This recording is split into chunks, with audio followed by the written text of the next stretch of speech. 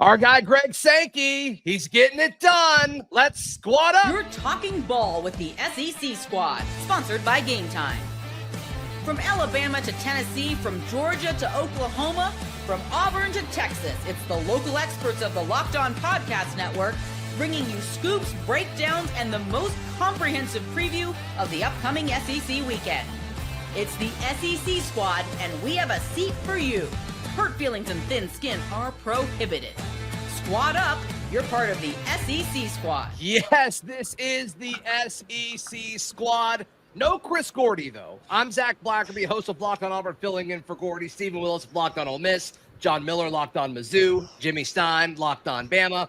Chris Marler, host of Locked On Gamecocks. Corey Burton, host of Locked On Vandy. And Clint Shamblin, the host of Locked On Bulldogs. Gentlemen, we'll talk about a few hypotheticals as well as maybe guess where our fearless leader, Chris Gordy, is. Who knows? Who knows? Maybe he's hanging out with Greg Sankey. Maybe he's watching Joe Burrow highlights. I don't know. He's unicorn farming. Yeah, who knows? Who knows? But guys, Greg Sankey, I mean, just getting up at the podium and saying, like, yeah, I've got guys in the room asking me, like, why are we even in or a part of the NCAA? He's getting a lot of hate. I think he's asking the questions that a lot of us have been asking for years. You're absolutely correct. You're absolutely correct, Zach. I did a show today on this specific topic. You can catch that at Locked On Ole Miss. I'm not going to re-air all of those grievances, but it is absolutely correct that the way it is currently set up, the SEC is at its disadvantage. You are in a situation to where the ACC and the Big 12 have an unjust amount of power over the SEC and the Big 10 because they can yell louder. And Greg Sankey and the Big 10, they're kind of putting their truth on it, and they're finally putting their foot down because the last time they did something for the good of the game, we ended up with that 12-team playoff with Boise State and Arizona State with an automatic bye. For the good of the game. Yeah, he's about ready to be done with the NCAA. He's just looking for that one edge to say, you know what, I'm out. See ya. Yeah, it was stupid. When everybody saw this, talk about unintended consequences, how could people that made this not see it coming? All of us saw this coming. When all of these rules were in place and the change came, we knew the second that you have the seat of power and the things favor you, you get to be in control. And now Greg Sankey understands. I don't know why the NCAA is still even a thing. They are useless right now. They don't enforce any rules. When they do enforce rules, they go above and beyond what's even necessary. They are like that cousin that you have to invite to Thanksgiving dinner because your mom told you to, but nobody wants them at the dinner table. That's what the NCAA is like right now. Well, they're so afraid of a lawsuit. If they do any sort of, ruling for years, that people just took it. But now it's like, hey, looking at you, Diego Pavia, I'm just going to sue you. And they'll say, no, my bad. My bad. And it's just been this crazy precedent that's been set. Absolutely. Yeah, they're just they're terrified. And, Cam Newton told them to shove it, and you saw what happened with that too. And, just when you fight the NCAA, they back down. They're spineless. And I think we're very much on the verge of a Big Ten SEC power conference here. And I don't know. Well, certainly, I think Corey is definitely onto something, especially if the other powers that be, I'll just say the others largely being everybody outside of the SEC and Big Ten. G8. Because, there's a lot of rivalry among the fans of those two conferences, but right now, behind the scenes, they're on the same page, seemingly, with with this new playoff format. That's a scary thought if you're in the Big 12, if you're in the ACC, even if you're Notre Dame, honestly, because there's only so many spots that are going to be available if indeed it goes to a super league, whatever you want to call it. So you better just kind of sit back and be quiet if you want to be in this thing, in my opinion. Yeah, and Greg, when he came out and said what do you mean for the good? If we had done any playoff format, you choose the format. The SEC is still ruling everything. Like, why aren't you guys not understanding this? And we are the butter to the bread. Like, SEC and our teams here make college football go. So you make whatever rules you want. I am currently the most important commissioner of all commissioners, of all whatever you want to call these patriarchs of every conference that they have. He has the power seat. He's in the driver's seat, and he gets to start making things as he wants. And he could talk about not having unanimous, but at the end of the day, dollars and viewership wins, and the SEC has it all. Even Ohio State's best season, even the Big Ten best season, doesn't even compare to the SEC. I mean, is Greg Sankey the most influential person in college athletics right now? Jimmy, I know you'll say it's Nick Saban, but everybody else. March Vanning. Absolutely. Then Nick Saban. Nick Saban will be the vice president. He's up there. I was going to say Ryan Williams, actually. But did you know he's probably 18 now? Now that he's 18, Ryan Williams is in charge. Yeah. Chris Marlowe, what were you doing all day when all this was going down? Not watching Vanderpump Rules, for one. Two, I've been fighting with Big Ten fans online all day, which is like a pretty normal occurrence for me. And I think that the frustrating part of this for me is this. Sankey, this idea that the SEC gets what they want all the time. They get their way every single year. We're living in a year where we're less than 6 months removed from the SEC not getting their way. We watched an 11-1, an 11-2 SMU team with 0 wins over top 25 opponents and the number 75 ranked strength of schedule in the country get into the playoff over an SEC team. We watched Boise State with 1 win over a ranked opponent, which came in their very last game of the season, the conference championship, and the number 86 ranked strength of schedule get a 3 seed. And we're crying about the SEC somehow getting their way. Yeah. I think that's really well said, Marler. Yeah. I think that's really well said. So, I mean, what do you guys think a realistic timeline is for whatever the next step might be? I mean, I know we're in this talking stage, but I mean, it seems like there's going to be amendments to this 12-team playoff and all of that. But what's next, do you think? And we got to assume that Sankey and the SEC will lead it. Media days. Yeah. Something always breaks at media days. That's when we're going to find out that there's 4 automatic qualifiers for the SEC, the whole 9 yards, the whole format, everything about it. The SEC is going to get every single thing that they want this time because, like I said last time, whenever they tried to do for the good of the game, you end up with SMU in there and Arizona State and Boise State as a 3 and a 4 seed. Yeah, I agree. Yeah. I agree. I think ACC and Big 12 is going to go along with it at the end of the day because really they don't have any other choice, in my opinion. Yeah. Exactly. Yeah, what's their choice? They don't have one. Yeah, I think that's my favorite development on all of this, just because they're kind of quietly going along with it. But for years, guys, they're like, no, we're on the same level as you guys. We are. And now they're just taking it. And it's been kind of nice to see. It has been great to see. 100%. Now, the next question is this. Like, when they do get their way with the 4 automatic qualifiers, now that Sankey's let this kind of out that he's thinking about breaking away, does everything that goes against the SEC now resurface that conversation of, is it time now for the SEC to break away? Like, are we going to get in that pattern?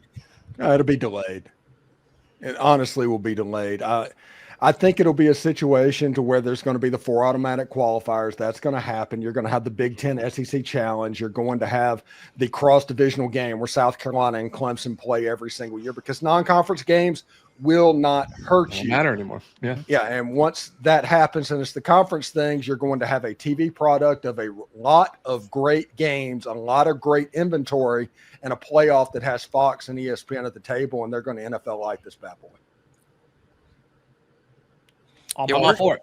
We're in a unique spot where the SEC doesn't need the ACC or the Big 12 or even the NCAA, but they all need the SEC. Right. The Big 12 and the ACC aren't going to make enough money unless they are tethered to the SEC in some way. Yeah. And the question right now is, how much of this leverage is Greg Sankey willing to use for the benefit of his league? Because he represents the SEC. He doesn't represent college football. I was just going to say, go ahead and just the second Greg says, all right, we'll let you play in our league or our conference, go ahead. You got to go ahead and cash up some equity up front, some purchase power up that is going to make boom for these contracts. Sorry, I'm going to sneeze really quick. I got a little pepper in my nose. Sorry. No, sneeze it out, man. My dog. It out. We'll wait. No, I'm sorry. I just didn't want to be seen. But yeah, it's thank you. I appreciate that. Handle that. Yeah, thank you. No, I think you're exactly right. The SEC has the steering wheel firmly in its grip. What's the next iteration?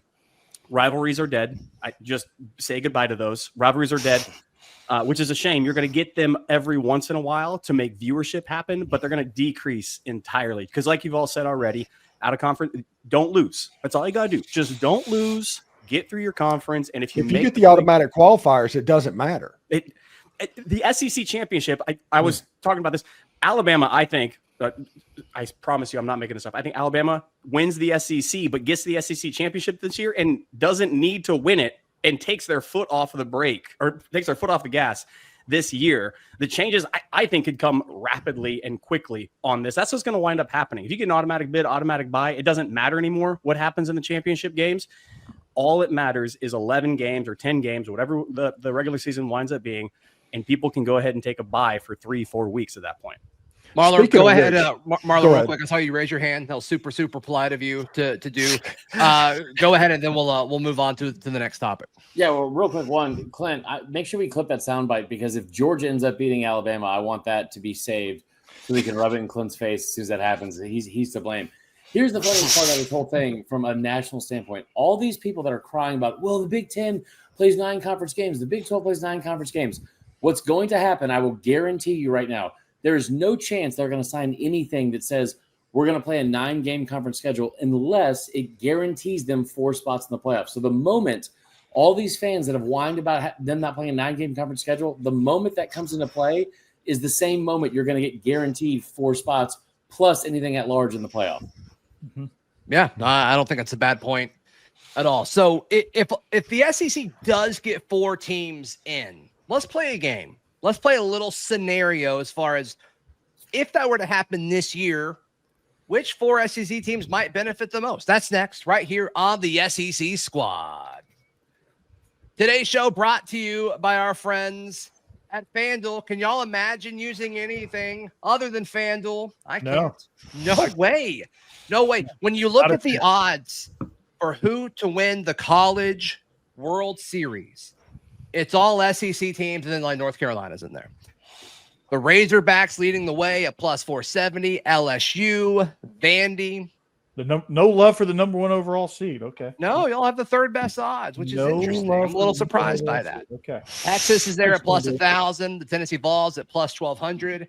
Auburn's kind of a few spots back. So right now is a great time to get on the action with FanDuel. If you're new to FanDuel, head over there, FanDuel.com. Place your first $5 benefit wins. You get $200 in bonus bets. Make every moment more with FanDuel, the official sports betting partner of the NBA and the Locked On Podcast Network. Thank you so much for making the SEC Squad your first listen every single day. Be sure to check out all of our local shows. They're all great. I think we do a pretty good job. So if the SEC does get 4 automatic qualifiers in, and let's just play a hypothetical. This isn't going to happen this year, but let's say it did. Which 4 teams do you guys think would be the 4 automatic qualifiers this season if it went into play? Well, that would depend on if the Playin Games actually come into fact. That's fruition. True. Yeah. For the sake of the exercise, let's say the Playin Games don't. Let's just say it's the top 4 teams. I think the most important team for a 4-team automatic qualifier is probably LSU, if we're going to be honest. Gordy's not even here, and we're doing this. I'm doing this because LSU, and he's not even here. Because he's not here, I'm doing this. Now it feels like an SEC Squad show. Yeah, I like that. Now we're when you have a quarterback returning that can't be overstated. When you look at most everybody in this room, there's not a lot of quarterbacks coming back. They have an innate advantage. They have Barry Brown, who's an elite wide receiver that transferred from Kentucky. They have a chance to be very dangerous. I think with 4 automatic qualifiers, they are sitting pretty, and they don't have the questions that maybe somebody like Alabama, Ty Simpson can be great, or Georgia, who knows who's going to play quarterback there this year, or Austin Simmons at Ole Miss. Yeah, there's questions all over the SEC. There's not questions at LSU at the quarterback position, and without the questions at the quarterback position, it happens. All right, so LSU, who are your other 3, Steven? Texas, Georgia, and Alabama. Yeah, I mean, I think it's gonna be most people's picks, right? Yeah, I think that's anybody see a team not one of those four. I think that's the obvious triumvirate for me, and then I could go wild card number 4 pretty easily. To me, I'm disappointed with you, Steve, and I thought we were in agreement that this is going to be the wildest SEC season, and then you're going chalk with LSU and Garrett Nussmeier. It is, but Arch Manning has Manning in his name, and you can't leave him off the list. You know, I know. If you they will come for you. Not only is They Manning are. in his name, it is his name. I genuinely am busting your chops, but I think Nussmeier makes all the sense in the world, especially you look at the projections. I think Ole Miss might be right in there in that tier, but to me, throw in Tennessee, South Carolina, Texas A&M, and yes, even Missouri. I think any of those teams I could see sneaking in there. I really do. How great would the theater be if the play-in games happened this year? It's uncertain. It'd be awesome. I can't wait. I think the play-in games are going to be a must for the SEC. Yeah. It seems like by all indications. You get more teams involved. You get more better recruiting, more money. Obviously, almost every game in November will matter if it's all about the top 6. You know, both things could play out to be true, which is that it ends up pretty chalk: Alabama, Texas, Georgia, LSU. But more wide open in the sense that it's those 4 teams, but with more losses than everyone anticipates. That maybe a couple of them even have 3 losses and get in under this crazy hypothetical. But I think it could be wide open, but end up chalky. Yeah. The one team to me that stands out from this is South Carolina. South Carolina, to me, with 4 bids, that's the team that I would go to if you're going to get me betting odds, because I'm going to get juice on that money line or on that line.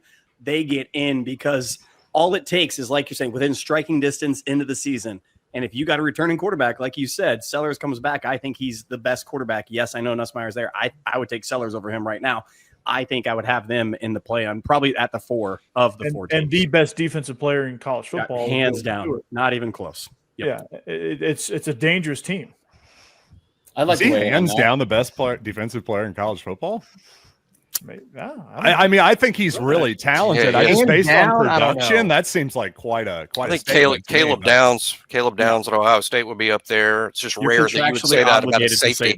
I am, because that hurt. Every time I talk about Ryan, I've got to talk the other side, which is Caleb Downs. But he is. It's rare to talk about a safety like that, though. That a safety might be the best defensive player. That hardly ever happens. But in his case, it could be true. I mean, true objectivity from Jimmy Stein right there. I mean, Stewart's what a ability great to move there. is uncanny, man. Like what he does to opposing quarterbacks is ridiculous. And I will say this too. Stewart is awesome. I love Stewart, but the one thing he's not going to have this year is Kyle Kennard on the other side of that, taking a lot of pressure off of any set of one-on-one matchups with the right tackle versus the left tackle.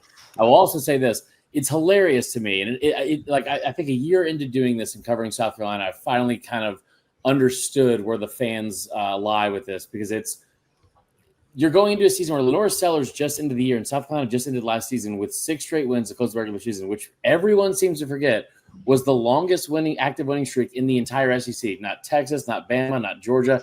South Carolina, 6 wins. Not a ton of wins, but still. Lenore Sellers went 17 touchdowns, 4 interceptions in those 6 games, and they beat 4 ranked opponents, including Vandy, which at the time was a juggernaut, also destroyed A&M, and then beat Clemson on the road, and then a huge Mizzou game as well. Lenore Sellers is the best quarterback in the SEC. It's not Garrett Nussmeier. You know what happens to Garrett Nussmeier when he gets under pressure? He's like IKEA furniture. He just folds every single time. Nice. And then Lenore Sellers, you see in the biggest moments they needed him in the second half of the season, he constantly rose up to the occasion, especially in South Carolina or against Clemson. I think that Illinois game did a lot to skew the ideas that he's not an elite quarterback. The Ole Miss game, if that game would have been 8 quarters long, South Carolina wasn't scoring a touchdown. So that's my impression of Lenore Sellers. Yeah, did you watch the Illinois game? Well, I didn't closely watch South Carolina because why would I? Well, very fair. But he was pretty good the rest of the way. I will also tell you this. You're talking about this is a year removed, so it's not the same. And you're going to have a lot more road games for South Carolina, including A&M. Got to go to LSU, and they've got a tough schedule, as always. Mm-hmm. But that's a team last year that if you're really looking at it, we talk about the what ifs all the time. Well, if Bama didn't lose to Oklahoma, or this didn't happen to LSU. South Carolina lost to Bama by 2 points and got screwed by the refs out of a win against LSU. You're talking about if you want to play the hypothetical game, they could have been 11-1 last year. I think it's funny. Lost to Ole Miss. we don't have Brandon Olson here to say this, but I just find it telling that national media has DJ Lagway and Florida as being a surprise team and one of the best quarterbacks in the entire nation. And a room full of SEC guys understand that they're not in the top 4. It's interesting to me. I've been saying that DJ Lagway, I don't think has a good season. I think he's very athletic. I think it's Anthony Richardson light all over the place. But it's just interesting because that'd be a name that I think other people might say. They might bring up. To me, though, it's not about Lagway. It's about what's around them, and it's about their ridiculous schedule. I mean, all these national folks are putting out their way too early top 25s, and Florida's consistently in top 15s. And I'm like, I don't hate that if you want to weight quarterbacks more than other teams, but to act like Florida is going to be able to go on a run this year with that schedule, I just don't see it. They could be the 15th best team and finish 7-5. I feel the same way about Oklahoma, by the way. I think they could break out this season, but that schedule's just too daunting, I think, to make a realistic run at the playoff. But there's this unwritten thing where we all got to gas up John Mateer. So I don't know. Are you allowed to say that, John Miller? I don't know. I just did, buddy. I just did. I think it helps that he's bringing his offensive coordinator with him. I think that destroys the learning curve, but that schedule is brutal. So, I mean, you could be looking at a very good season, like Jimmy said, at 7-5. You could be like, holy cow, they way overachieved with that. Yeah, and I wish one of our Oklahoma guys was here, but their issues last year, the scheme wasn't great, sure, but no O-line, no receivers, and I don't know if they fixed that though. Yeah. So Ole Miss sacked Jackson Arnold 9 straight plays to end the game. Yeah, kind of gets back to what we were talking about in the first segment and Greg Sankey and the SEC. But we're getting to the point, guys, where you could have 5 SEC losses to 5 top 10 teams. I mean, you could lose to 5 SEC teams that are all in the top 10. All that means is you might be 11th. It doesn't mean that you're out of the top 25 because you lost to 5 top 10 teams. But we are getting to that point. The depth of the league is like that. Plus, the schedules are so, disjointed that some team could play 5 top 10 teams, then another team could play, 3 top 10 teams or 3 top 20 teams. So the schedule kind of drives everything. To me, that's where Texas hugely benefits right now. They're a great team. They may win the national championship even if they had a really tough schedule, but they don't. They don't play Oklahoma's schedule. They don't play Florida's schedule, and they're going to benefit from that. Yeah, well, absolutely. They still got to go to Ohio State, and I still think the Red River rivalry, you can't count on Texas winning that game. They're not playing it night, though. They're not playing it. They're like, no, sirree. We're playing this early in the morning. Yeah. They have to go all right, where's Chris Gordy? Other SEC chatter that's coming up right here on the SEC Squad. Where in the world is Carmen Sandiego? All right. Yeah. It's your own Stephen Willis. You can hear more of that wonderful voice over on Locked On Ole Miss. Before we jump into the curious case of Chris Gordy and where this mysterious man is, who would you say is the most underrated team right now? Because we've made arguments for a few folks. It could be the Auburn Tigers. It could be, talk about an easy schedule. If they just survive to get through Georgia, the rest of the schedule up to the Iron Bowl, it's pretty manageable. We haven't talked about Auburn yet. So there we go. We made it 23 minutes before I brought them up, guys. Hey, they have to make a bowl game this year. 100%. That's right. That's right. He's no fool. He knows he has to make a bowl game this year, for sure. I do think that some undervalue Auburn. I personally expect the best Auburn team in several years. I mean, I think this will be Auburn's best chance at a good season in a while. That's just the best.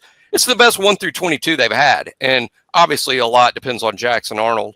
But I do think that this Auburn team now playoff talk to me is going. That's a bridge too far.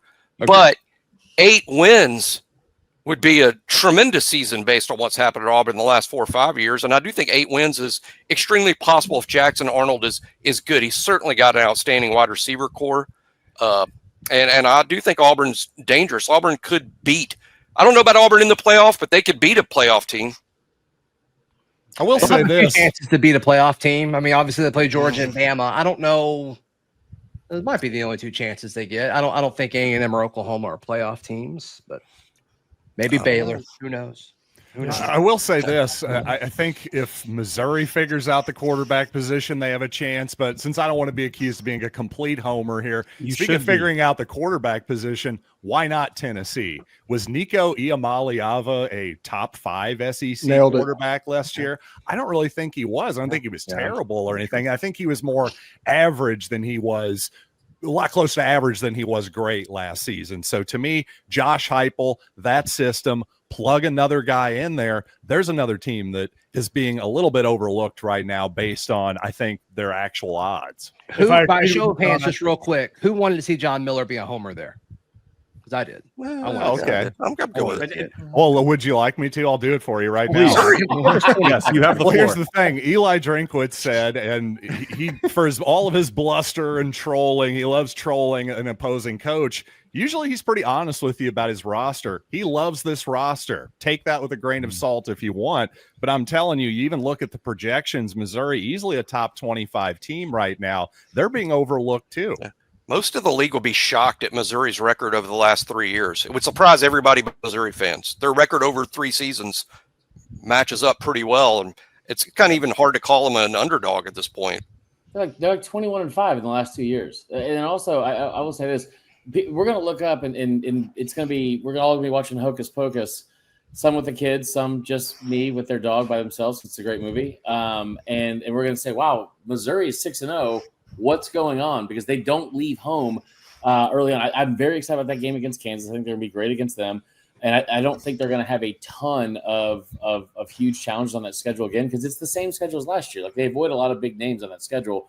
So I wouldn't be surprised about that. I will tell you, I think the big surprise is probably going to be Auburn. And I hate to say it because Zach's here, and I don't like giving him compliments, especially huge threes. But that schedule is very manageable. You do get Bama at home. I don't love what you said about potentially beating Georgia as a playoff team, because I don't think they've beaten Georgia in my mind since the Clinton administration. But I'm not picking Auburn to beat Georgia. No, to be clear on that. But they have this influx of receivers that Jackson Arnold's going to have around him.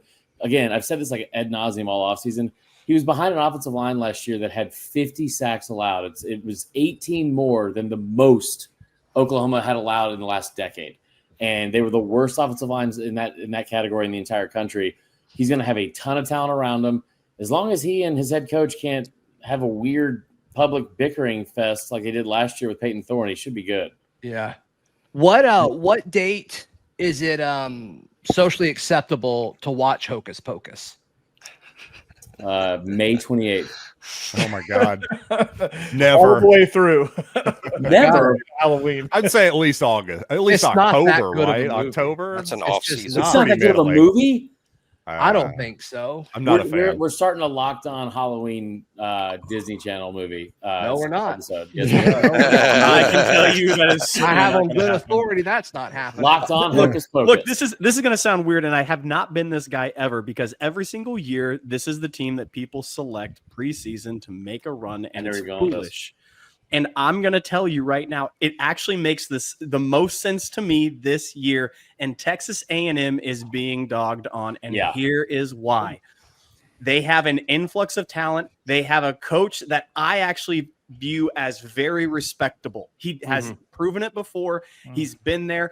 How much noise have you heard since Elko got there? Really, that was before. You haven't heard the same cultural noise as before. And I think that's a good thing. Everything's been kept in-house. I think he's a really smart, really good recruiter. I think there hasn't been this mass exodus. There's still been exodus, but not mass as it's been before. I think they've quieted the noise down. They get that situation at quarterback, and they have an offense that actually runs to their style. I actually think they can make some noise in the SEC, and I'm the first person to say that was stupid every single year when people do it. But I have to say, and how often have we talked about quarterbacks on this squad show, and we never say Marcel Reed? Agreed. Is Colin Klein still their coordinator, offensive coordinator? Yes. Okay. I feel real good about year 2 of Marcel Reed developing in that offense. I do too. It's gonna take some time, some more time to kind of develop with his passing game, especially. But I think Colin Klein I think he's proving himself to be a quite the coordinator. I think we're going to see all of that come to fruition this year. But A team, obviously, I've got to throw this out there since I'm on the show. As you can tell from the logo behind me, of course, right? I'm going to be a homer. You got it. But I think based on the FanDuel projections, taking it full circle with the sponsorship today. Please, 4.5. I think you smashed the over on the 4.5 with Vanderbilt. I think they get at least 6. And I think this is the most loaded roster they've had in quite some time, for Vanderbilt standards for that. Got to make a bowl game. Got to make a bowl game, like Hugh Freeze says, right? In the words of Hugh Freeze, got to make a bowl game. Got to make a bowl game. So I'm going to throw it out there, but we get our conference slate started quite strongly with South Carolina on the road. So that's about as tough a test as you're going to get starting the conference slate off. So we'll see immediately if this team's for real or not. Win or lose, we'll see if they're for real. I don't think anybody in this room beat Vandy as bad as South Carolina did last year, which is kind of crazy. Because I mean, that, like we were talking about this the other day, like they beat Bama for the first time in 40 years. They took Texas down to the wire, and people forget because Texas apparently is everyone's darling now. That's right. They had Mizzou on the ropes too, double overtime. Yeah, Mizzou was top 10 at the time, I think, right, John? Yeah, sounds about right. Mizzou definitely squeaked that one out for sure. And Kirby Smart avoided them, so like he always does. It's like them and A&M. Yeah. All right, let's wrap this up. Everybody gets 5 seconds. Yes, Stephen Willis. Underrated team, Ole Miss. Lane Kiffin finally has a quarterback that he's extremely excited about and not playing games. Everybody with. gets 5 Simmons. He wasn't excited about Jackson Dart? What in the world is going on? What? Hey, Spencer Sanders. Do you not know that? Spencer Sanders. He brought Spencer Sanders in to be the starting quarterback. But he brought 3 quarterbacks in last week. I was just going to say the transfer portal is full of quarterbacks coming in Ole Miss. He's not excited about anybody right now, then. No, Austin Simmons is a future 1-1 quarterback. Wow. Oh, my God. Oh. Wow. Whoa. Somebody tape that. Is the future this season or is it in 2026? Tape that. That's a big years. He's got 2 years. That's a big deal. He is going to be elite. Bookmarked. Everybody in Oxford is raving about that kid. Well, if I know anything, fans of home teams know their quarterbacks really well. That's what I know very well. Peyton Thorne made it to the NFL. Peyton Thorne. I was waiting. Front office? Was that to me, Clint? Yeah, that was to you. Yeah, that was to you. He's a regional scout, man. All right, everybody gets 5 seconds. Where is Chris Gordy? Stephen Willis, you go first. He is unicorn farming in South America. John Miller. Moonlighting as Aaron Burr in Hamilton. That's probably close. Sasquatch expedition. I think so. Chris Marler. In my basement. Okay. Corey Burton. Deep sea expedition in the Caribbean. Clint. Launch pad with Bezos going on the next mission to the moon. I think he's putting up posters of Joe Burrow and Les Miles and all other LSU folks all over his room. Yeah, thank you so much for making the SEC squad your first listen. And of course, please check out all of our local shows. We have a Locked On show for every SEC team. So be sure to give your favorite team show some love. Until next time, this has been the SEC squad. In the basement. Is there a GIMP mask involved? Oh my goodness.